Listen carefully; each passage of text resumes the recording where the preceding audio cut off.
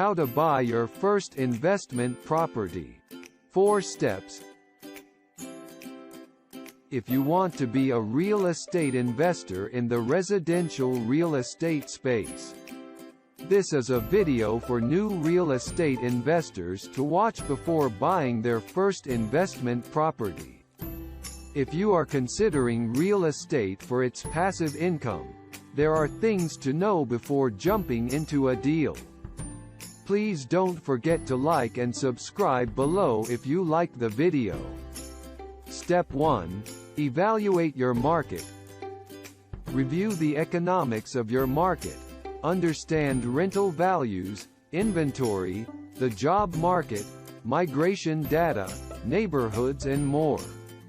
Which direction are rents going in your market? How long does an apartment stay on market? What are the vacancy trends you should estimate? Are wages increasing or decreasing in your area? Is unemployment high or did a major employer leave the region? Knowing the market is important.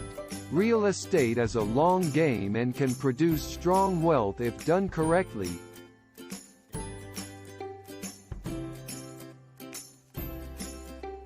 There are countless data points. Focus on the high level, then drill down further. This is like building a puzzle and you are trying to solve, is this a good location to buy? Again, location is one of the only things you can't change about a property. Once you have a good understanding of the data in an area you are considering, this will form a good foundation for your evaluation of a market. Talk with real estate professionals in that market. For example, investors, real estate agents, property managers. Get to know some of the information from boots on the ground.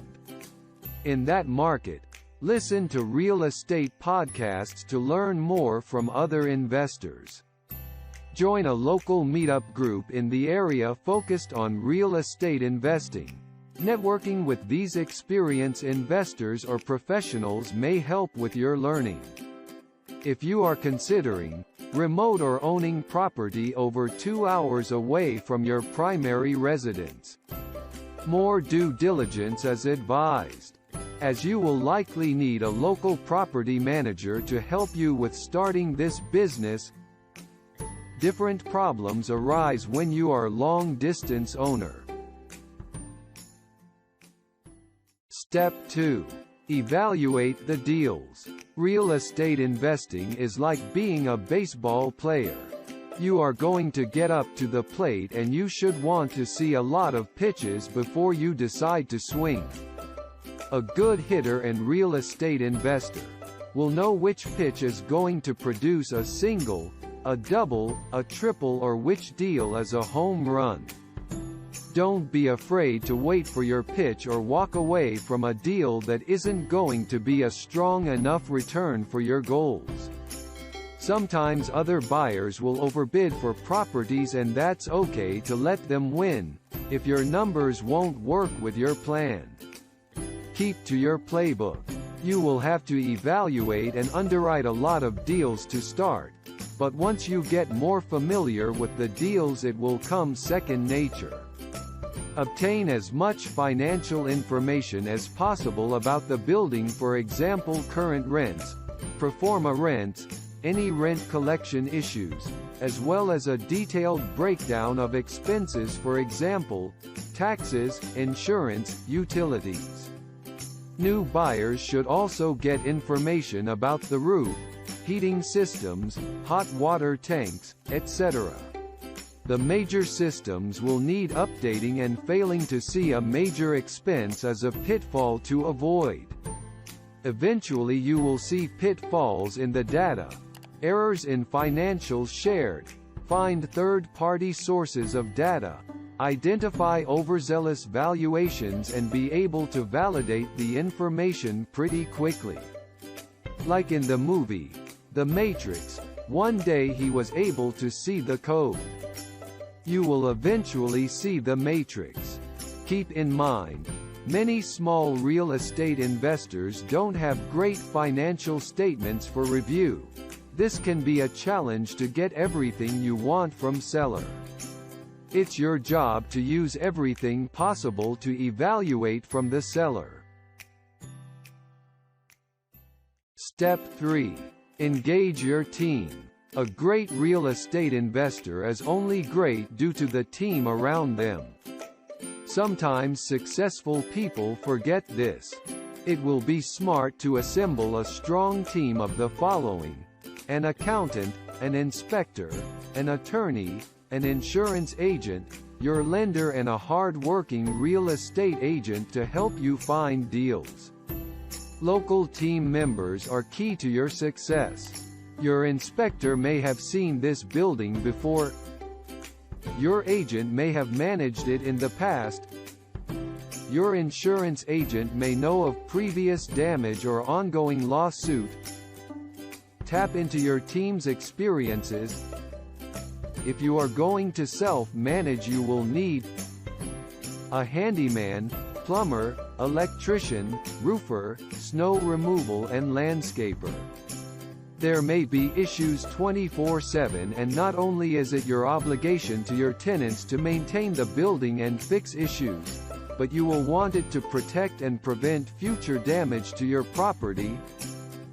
Unless you have expertise in construction or prior real estate experience, sometimes it is good to bring an experienced contractor or handyman with you for the first building. He or she can point out issues that a novice investor will not see. If they want some money for the time, well worth it to avoid a lemon and money pit. It's smart to engage your team early in the process. If you have built an experienced team, they will be able to point out blind spots and processes that you should be aware of.